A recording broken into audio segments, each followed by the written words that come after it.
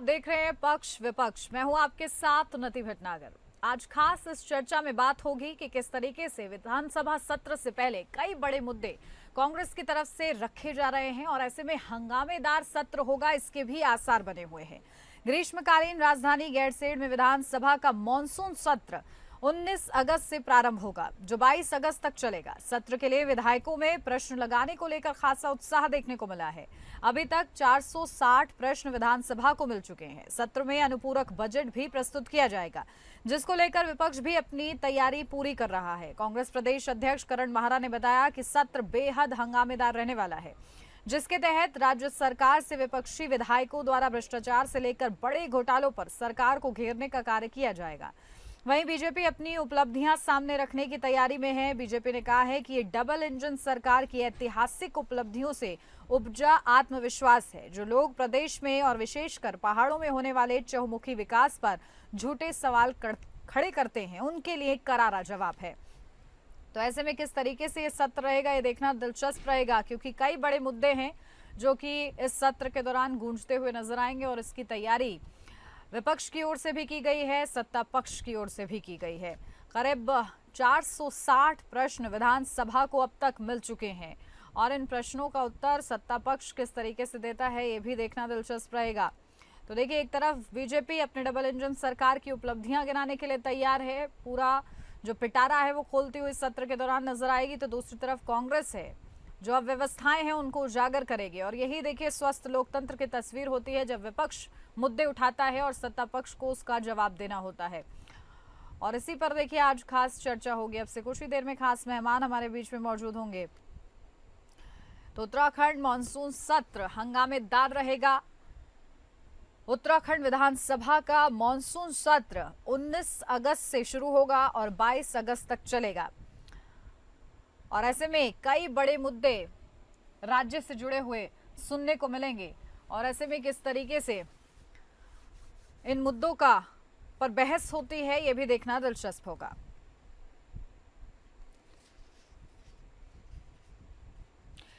तो चलिए चर्चा की शुरुआत कर लेते हैं। खास मेहमान हमारे साथ जुड़ गए, सीधा आपको रूबरू कराती हूँ। हमारे साथ आरपी रतूड़ी, प्रवक्ता बीजेपी से जुड़ गए हैं। आरपी रतूड़ी जी, बहुत स्वागत है आपका। हमारे साथ दुर्गेश लाल, विधायक कांग्रेस पार्टी से जुड़ गए हैं। दुर्गेश लाल जी, आपका भी बहुत स्वागत है। और शुरुआत दुर्गेश जी आप ही के साथ करूंगी, क्योंकि विपक्ष की तरफ से क्या तैयारी है? प्रश्न तो बड़े स्तर पर पहुंच रहे हैं विधानसभा में, क्या कुछ बड़े मुद्दे रहेंगे सत्र के दौरान?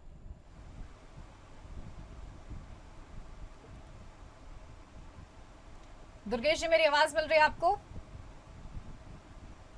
चलिए, शायद अभी दुर्गेश जी तक आवाज नहीं पहुंच रही है। आपके पास आती हूँ आरपी जी, क्योंकि सत्ता पक्ष को जवाब देना है और ऐसे में आप लोग की तरफ से क्या कुछ तैयारी है?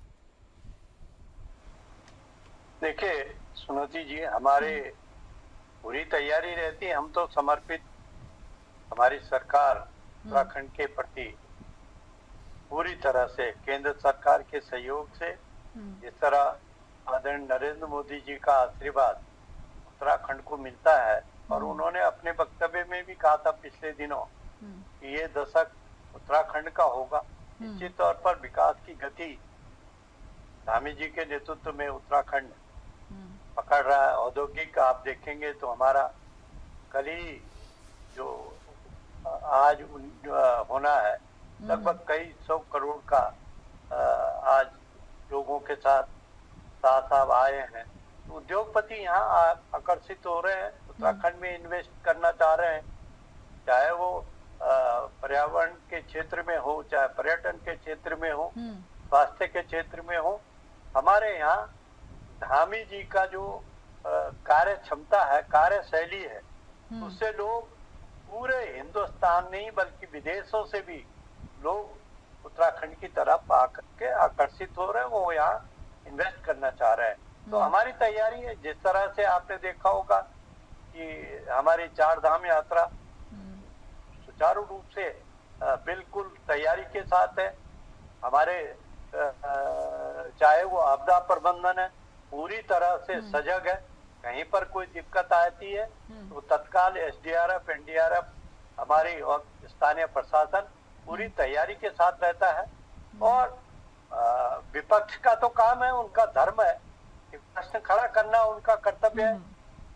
करना भी चाहिए, लेकिन जो सकारात्मक भूमिका है कि उत्तराखंड के हित में इस तरह का वातावरण बनाना चाहिए कि लोग उत्तराखंड की तरफ आकर्षित हों, लोग उत्तराखंड में आए।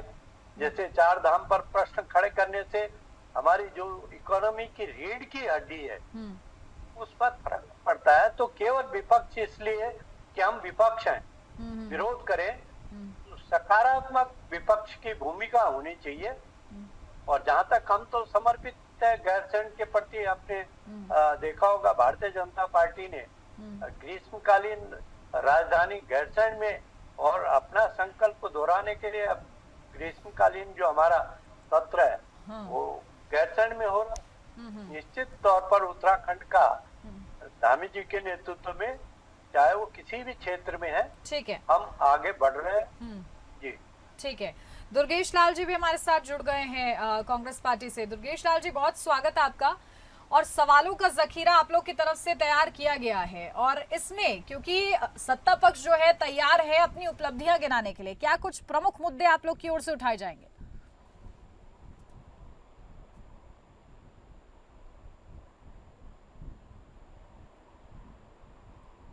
हेलो जी दुर्गेश जी, मेरा सवाल सुनाई दिया आपको? जी मैडम, मैं कांग्रेस पार्टी से हूँ, बीजेपी से हूँ। आपने कहा मैं कांग्रेस पार्टी से हूँ, मैं भारतीय जनता पार्टी से हूँ। मैं आपको कहना चाहूँ कि ये जो सत्र है हमारे प्रदेश के यशस्वी मुख्यमंत्री जी का जो विजन है उसको अंतिम छोर तक व्यक्ति तक पहुँचाने का है। और हमारी तो ऑब्जेक्टिव है कि भाई सभी लोगों को जो है साथ लेके चले। तो अगर आज जो है हम गैरसैंण में सत्र करने जा रहे हैं तो उसको लेके विपक्ष को जो है आपत्ति हो रही है। और एक मैं ये कहना चाहता हूँ, अभी ये समय है, अभी लोकतंत्र का एक जो पर्व है हमारा, जो त्रिस्तरीय पंचायत चुनाव भी चल रहे हैं, तो उसमें उस साथ साथ जो है चारधाम यात्रा भी चल रही है, कांवड़ यात्रा भी चल रही है।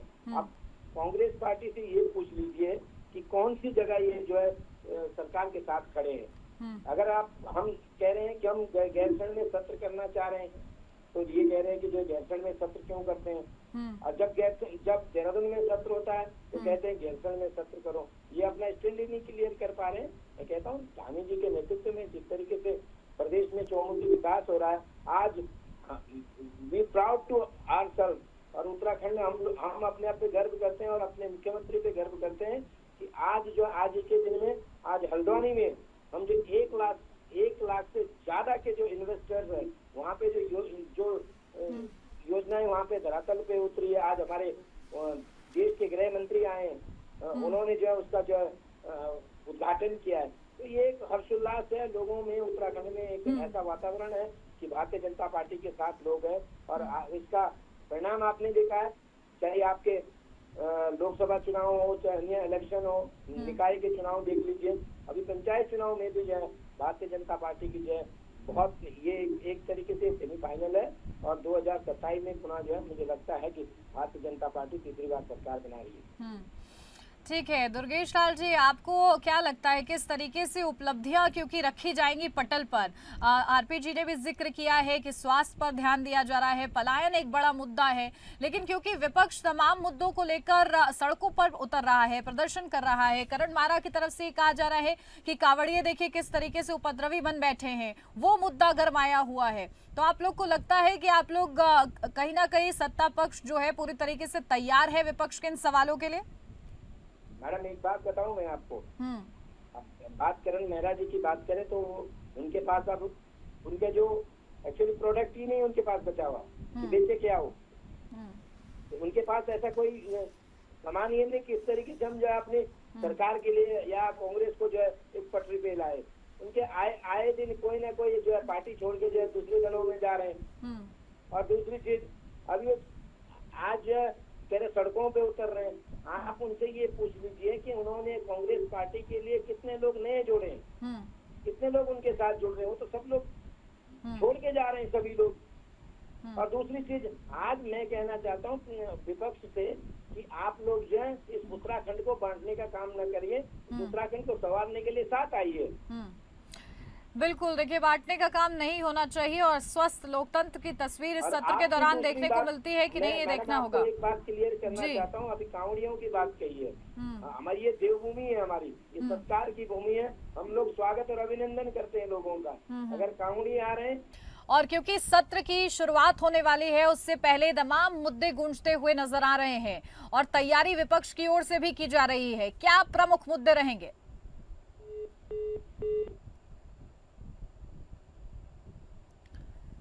सुमित हृदय जी, मेरी आवाज आ रही है आपको? चलिए, शायद संपर्क उनसे टूट गया है। आरपी जी, आप ही के पास आ रही हूँ। देखिए, आपको बड़ा मौका मिल रहा है यहाँ पर बोलने के लिए, लेकिन आप लोग सत्र में के दौरान किस तरीके से इन मुद्दों से लड़ाई लड़ने वाले हैं?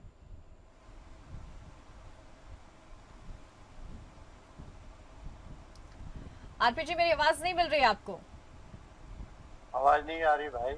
जी, चलिए मैं इसको दुरुस्त कराती हूँ। तो देखिए, चर्चा हम लोग इसी पर कर रहे हैं कि सत्र की शुरुआत हो रही है और उससे पहले कई बड़े मुद्दे मैदान में रखे गए हैं, सत्ता पक्ष की तरफ से भी, विपक्ष की तरफ से भी। लेकिन इन मुद्दों पर क्या जवाब होता है, कैसी बहस होती है, ये देखना दिलचस्प रहेगा, क्योंकि सत्र हंगामेदार होने के आसार विपक्ष की तरफ से जता दिए गए हैं।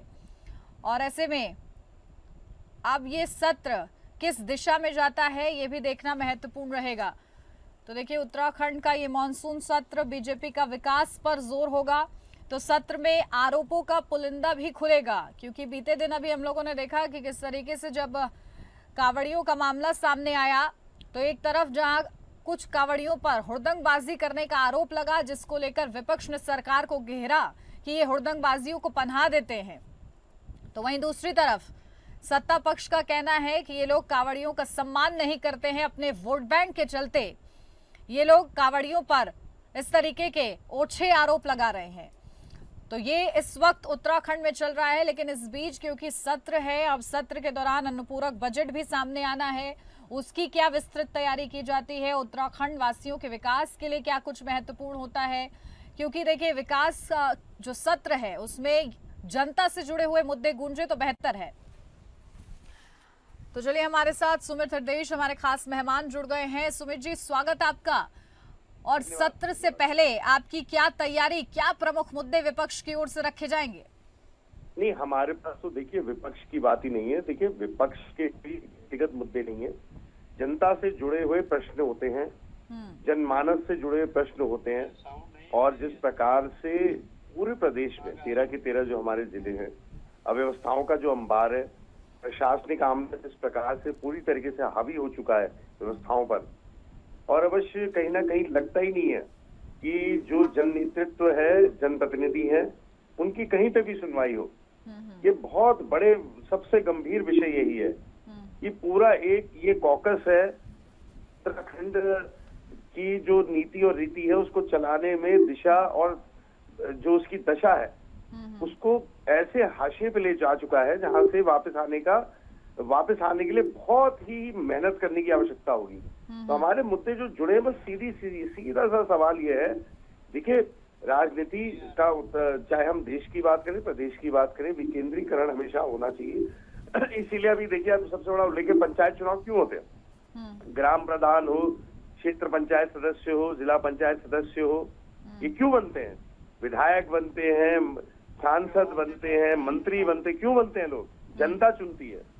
और जब इन जनप्रतिनिधियों की आवाज में इनकी आवाज को ही दबाया जाए और इनकी आवाज के ऊपर अधिकारी जो ये लोग हैं, जो कि हमारे दिशा निर्देश पे चलने चाहिए, अगर दिशा निर्देश ये सरकार को देंगे तो इससे बड़ी आपत्ति कोई भी आम व्यक्ति की और इस प्रदेशवासी की नहीं होनी चाहिए। जो जिस हिसाब से ये अफसरशाही इस पूरे प्रदेश पर हावी है, सबसे बड़ी आपत्ति, सबसे बड़ा प्रश्न पूरे सत्र में और सबसे बड़ा विषय यही होगा। ठीक है आरपी जी, अफसरशाही का आरोप लगा रहे हैं सुमित हृदय जी। अब देखिए, मैंने कहा पहले ही कह दिया था कि इनका धर्म है। अगर ये अच्छा कहेंगे तो इनका तो ग्राफ पहले गिर गया तो और ज्यादा गिर जाएगा। मैं ये कह रहा हूँ सुनती जी, ईमानदारी से अगर ये सत्र में जो उत्तराखंड की जनता की समस्याओं को उठाएं तो इनको जवाब मिलेगा। लेकिन ये सत्र में अंदर कम बाहर ज्यादा रहते हैं। ये केवल जो है दिखाने का काम ज्यादा करते हैं जनता पर, सस्ती लोकप्रियता के लिए कि फोटो खींच जाए, ये बाहर आ जाते हैं, बाहर बैठ जाएंगे, लेकिन सत्र के अंदर अपनी बात को कहने की कोशिश नहीं करते हैं, जिसका सरकार को जवाब देना चाहिए। पर सरकार जवाब तब देगी जब ये ईमानदारी से सत्र के अंदर उपस्थित रहे। आपने अभी तक पिछले 3 सालों के उठा के देखे जितने भी सत्र हुए हैं, कांग्रेस ने सदन के अंदर कम, सदन के बाहर ज्यादा समय बर्बाद किया है। तो इनको जनता की चिंता नहीं है, बल्कि केवल अपनी लोकप्रियता दिखाने की, सस्ती लोकप्रियता मैं कहूंगा उसको, दिखाने की होड़ रहती कि मीडिया में कैसे फोटो छपेगी।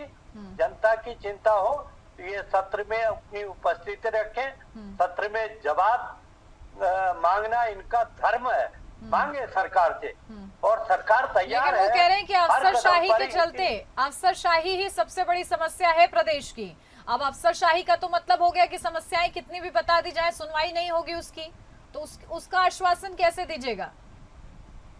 नहीं, देखिए अफसरशाही कभी जमाने में इनके कार्यकाल में रही होगी बहुत हावी। खास आपने देखा होगा कि जब हरीश रावत जी मुख्यमंत्री थे तो वो लगातार लिखते थे कि वो गड्ढे भरो, गड्ढे भरो, लेकिन अफसर सुनते नहीं थे। उस समय शिकायत हर विधायक की भी रहती थी, अफसर नहीं सुनते। आज का अफसर डरता है, उसे पता है ठीक है कि सुमित जी, हरिद्वार के आपके आरोपों को इनकार कर रहे हैं आरपी जी और कह रहे हैं ये तो आपके कार्यकाल में हुआ करता था, अब ऐसा कुछ नहीं होता है। आप लोग सस्ती लोकप्रियता के चलते सत्र में बाहर ज्यादा रहते हैं, अंदर कम। नहीं, देखिए मैंने उनकी बड़ी धैर्य से बात सुनी, और देखिए हर व्यक्ति की सबसे बड़ी, हमारे देश में सबसे बड़ी बात है अभिव्यक्ति की आजादी, सबसे बड़ा प्रमाण है हमारी ज्वलंत लोकतंत्र का। लेकिन मैं फिर भी कहना चाहता हूँ कि ये जो भ्रमित करने की बातें कर रहे हैं, 3.5 साल हमें हो गए, मेरे को हो गए विधायक बने हुए, हमें पता है सदन के अंदर हमने क्या विषय उठाए, हमें पता है कि जब हम विषय उठाते हैं, जब क्वेश्चन आवर होता है, प्रश्नकाल होता है, जब अनुपूरक प्रश्न पूछे जाते हैं तो कैसे मंत्रियों की पर्ची आती है और तुरंत वो बोल दिया जाता है परीक्षण करके बताएंगे आपको जवाब भेजा जाएगा। सदन की ही कार्रवाई को कितनी बारी, अब ये संसदीय ज्ञान अगर हमें देना चाहते हो तो देखिए मेरी तो पृष्ठभूमि ऐसी है, मैंने तो बचपन से ये सारी चीजें देखी है, मैं जानता हूँ। मैंने उत्तर प्रदेश की विधान परिषद, विधानसभा से लेकर उत्तराखंड की जो विधानसभा है, सबकी कार्रवाई देखी है, और मेरे को पता है एक संसदीय परंपराएं पहले होती थी, वो संसदीय परंपराएं भी तार हो चुकी है, उसका तो खामियाजा वैसे भी ये भुगत चुके हैं। 5 मंत्रियों के साथ मात्र ये पूरी सरकार चल रही है, सारे विभाग माननीय मुख्यमंत्री जी के पास हैं। मुख्यमंत्री जी का जो दिन होता है जो प्रश्नकाल का, सोमवार, वो सोमवार आया ही नहीं है। प्रश्न कहाँ से पूछेंगे, किससे पूछें? आपके जो बचे हुए 5 मंत्री हैं उनसे हम प्रश्न पूछते हैं, पर्याप्त जवाब कभी एक आप देखिए, ऐसा नहीं है, होनहार लोग हमेशा हर जगह होते हैं, वो भी कांग्रेस पृष्ठभूमि के लोग हैं, इनकी पृष्ठभूमि के लोग नहीं है जो होनहार तरीके से जवाब वहां सदन में देते हैं, क्योंकि उन्हें भी संसदीय ज्ञान है, उनके भी खून में, डीएनए में है। तो ये खाली में ये फालतू बातें ना करें तो बेहतर है। जो अव्यवस्थाएं इस प्रदेश के सामने है किसी से नहीं छुपी हैं। अब उसको ये शुगर कोट करके और उसको परिवर्तित करके अन्य बातें करना, ये चुनाव इसलिए जीत रहे हैं, हिंदू मुस्लिम ये लोग करते हैं चुनाव के समय। इनके पास ना कोई विषय है, ना विजन है, ना विकास का कोई परिचय है, ना इनको सरकार चलानी आती है। हाँ, एक बात अवश्य मैं कहना चाहता हूँ कि अगर इस देश में और प्रदेश में मजबूत विपक्ष चाहिए तो भारतीय जनता पार्टी वो मजबूत विपक्ष और वो है। सत्ता पक्ष में कतई ये लोग मजबूत नहीं है, इन्होंने तार कर दिया है। लोकतंत्र की हत्या जो हम कहते हैं बार बार, केवल भाषण नहीं है, संवाद नहीं है, विषय नहीं है, शब्द नहीं है। लोकतंत्र की हत्या जो हुई है वही हुई है जो मैंने आपसे कहा है कि जब इनके, मैं नैनीताल जिले से हूँ, मेरे अलावा वहाँ पे 5 विधायक भारतीय जनता पार्टी के हैं, उनमें से कोई भी स्थानीय प्रशासन को फोन करने के लिए तैयार नहीं है, ना स्थानीय प्रशासन उनकी सुनने को तैयार है। क्या आप ये बातें कर रहे हैं? क्या क्या क्या क्या ये जवाब देंगे इस बात का? इन पे जवाब ही नहीं है। वो लोग फेसबुक पे कमेंट डालते हैं, इनके विधायक गण जो है कि साहब हमारा फोन तो उठा लिया करो, अपनी पीड़ा रोते हैं अपने कार्यकर्ताओं के सामने। इनके ना कार्यकर्ताओं की पूछ है, बस बंधुआ मजदूर बनाकर केवल नफरत का खेल जो है भारतीय जनता पार्टी खेल रही है। ठीक है आरपी जी, अधिकारी अपना फोन साइलेंट पे रखते हैं क्या? इसका आरोप ये- लग रहा है, क्योंकि भ्रष्टाचार का मुद्दा तो सबसे बड़ा आप लोग उठाते थे, लेकिन अब विपक्ष आप लोग के सामने रख रहा है। आरपी जी, मैं एक सेकंड उन्नति जी, मैं आपसे जी। केवल एक बात अब कहना देखिए, चाहता हूँ। पहले तो जैसे ही सुमित जी लोकतंत्र की बात कर रहे हैं, लोकतंत्र का अपमान आप स्वयं कर रहे हैं कि लोकतंत्र में सबसे बड़ा होता है जनता, और जनता ने भारतीय जनता पार्टी को 2022 अरे जिसमें कैसे तक को चुनाया, वो भी तोड़ने का सबको काम किया था। अब देखिए, बीच में ना बोले, आप विधायक हैं, मैंने भी 45 साल कांग्रेस को दिए हैं, शायद आपकी उम्र इतनी होगी, मुझे पता है। मैं इसलिए कह रहा हूँ कि सवाल लोकतंत्र में जनतंत्र होता है, जनता द्वारा चुनी हुई व्यवस्था सर्वोपरि होती है। अगर आप पर भरोसा होता तो जैसे आप केवल छीके की तरह सोच रहे थे, एक बार कांग्रेस एक बार बीजेपी, अगर बीजेपी की सरकार पर लोगों का भरोसा न होता तो 2022 में दोबारा लौट के आप तो उनका अपमान कर रहे हैं कि लोकतंत्र पे इनका भरोसा नहीं है। अरे स्थानीय निकाय में आप देखें, आप जहाँ से विधायक है वहाँ मेयर किसका है? आखिर आपकी कार्यप्रणाली में क्या कमजोरी रही होगी कि वहाँ मेयर बीजेपी का है? क्या 10-11 जो नगर निगम है, 11 में जो है 10 भाजपा के हैं, तो ऐसी क्या वजह है? अरे भाई, जनता का प्रेम, जनता जानती है, भरोसा करती है कि भारतीय जनता पार्टी जो कहती है, लेकिन वो करती आरपी जी, है। एक बार भरोसा केवल कर लिया वो- जनता ने, अब ऐसा नहीं है ना, आगे भी करते रहेगी। उसके लिए आप लोग को काम करना नहीं, पड़ेगा। आगे भी करेंगे। और इसी काम आप का वो देखिए ना, जिक्र कर रहे कैसे- हैं कि अधिकारी फोन नहीं उठा रहे हैं, राजभवन से 4 दिन हो जाते हैं, करण मारा को मिलने का समय नहीं दिया जाता है। ये सब क्यों हो रहा है? नहीं, मिलने का समय दिया जाएगा, क्यों नहीं दिया जाएगा? जब ऐसा तो पहले भी होता था कि जब राज्यपाल जी व्यस्त हो और बाहर गए हों, नहीं या तो कहीं और आरपी जी, व्यस्त हों, आरपी जी, कार्यक्रम उन के लोग के हिसाब से कार्यकाल से दिएंगे। आप लोग उदाहरण लेकर दिए अपनी जाएंगे। अपना कार्यकाल चलाएंगे क्या? अरे भाई, दिए जाएंगे, जब उनको समय होगा दे देंगे। अब ऐसा तो नहीं है कि उनके अपने कार्यक्रम कोई नहीं होंगे, धैर्य रखें, क्यों नहीं देंगे भाई? ये लोकतंत्र या राजशाही नहीं है, यहाँ लोकतंत्र है, यहाँ सबको समय भी मिलता है, मुलाकात भी होती है। क्या इनकी राज्यपाल से कभी मुलाकात नहीं हुई क्या? आज अगर नहीं हुई है तो ऐसा त्वरित विषय तो इनके पास नहीं था। ये तो कल एक डिबेट में कांग्रेस का प्रवक्ता कहता कि 80% कावड़िए जो है नशे में रहते हैं, तो सनातन के प्रति जब इनका ये आदर है, ठीक है, तो ये ठीक है। सुमित जी, जल्दी से एक लाइन का कमेंट आपसे तो राजनीति करनी कि है क्या? वो लोग हिंदू मुस्लिम करते हैं, लेकिन आप हिंदुओं का नाम ही नहीं लेते हैं। ये आरोप लगता है कि सनातन विरोधी हैं आप लोग। अरे ऐसा है, देखिए, सनातन धर्म की ये लोग बातें करते हैं। G20 का समिट होता है, ये लोग लिखते हैं वसुदेव कुटुंबकम, अपने देश में नफरत का माहौल फैलाते हैं हिंदू मुसलमान के नाम पर। इकलौता मैंडेट और मंतव्य है। इसके अलावा अगर ये प्रवक्ता महोदय जो 45 कई साल कांग्रेस में रहे, इन्होंने यही बातें अपने मुख से बोली हैं। अब आप बीच में मुझे इंटरप्ट ना करें तो बेहतर है। तो ये देखिए, ये खेल ये केवल चुनाव का खेल जानते हैं। जो ये काबिज है सत्ता पे, और जो नफरत का माहौल इस देश में फैलाकर इन्होंने एक सत्ता पे काबिज होने का एक प्लान बना रखा है, उसमें सफल है। लेकिन बात सरकार चलाने की है, उसमें असफल है। ये इनके कार्यकर्ताओं से ही पूछिए ना, बंद कमरे में पूछिए। ये अभी यहाँ पे तो आके बहुत बड़े स्पोक्स पर्सन बनते हैं, इनसे पूछिए ना, इनकी कौन सुन रहा है? यहाँ पे तो आपके टीवी चैनल पे आके खूब बतियाएंगे, खूब बातें करेंगे, खूब बातें अपनी बोलेंगे, लेकिन इनसे ये तो पूछिए, बिल्कुल, देखिए, आपके कौन से अधिकारी सुन पैनल रहे हैं? पर हुई चर्चा PM से ये आपको देना अंदाजा तो लग गया है कि PM सत्र होते जो है PM आपके हंगामेदार दिलों रहने के वाला है। फोन नहीं उठाते ठीक हैं। है, बहुत शुक्रिया आपके आप दोनों का ही हमारे साथ इस चर्चा में जुड़ने के लिए। और इसी के साथ इस खास बहस में हमारे साथ बस इतना ही। आप बन रही है हमारे साथ। नमस्कार।